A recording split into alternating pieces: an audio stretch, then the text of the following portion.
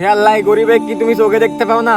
আর কয়েকদিন পরে তো কুরবানি ঈদ। আল্লাহ, এই ছিঁড়া পাঞ্জাবিটা ছাড়া আমার আর কিছুই নেই। আল্লাহ, হে আল্লাহ, আমার যা সামর্থ্য আমি তো কোনোদিনই কুরবানি দিতে পারবো না। আল্লাহ, এই কুরবানি ঈদের ওসিলায় আমাকে একটু মাংস খাওয়ার তৌফিক দান করো। আল্লাহ আল্লাহ, আমি সেই গত কুরবানির ঈদে মাংস খাইছি আল্লাহ, আর সারা বছর আমি কোনো মাংস খেতে পারি না। আল্লাহ আল্লাহ, তুমি এই কুরবানির ঈদের ওসিলায় আল্লাহ তুমি আমাকে মাংস খাওয়ার তৌফিক দান করো।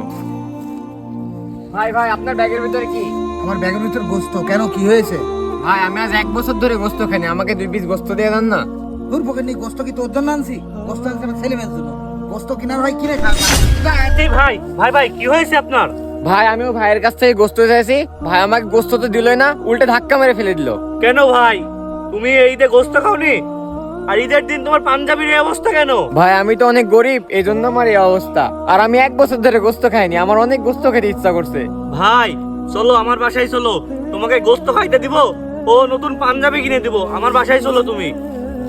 ভিডিওটি ভালো লাগলে সাবস্ক্রাইব করবেন। ধন্যবাদ সবাইকে।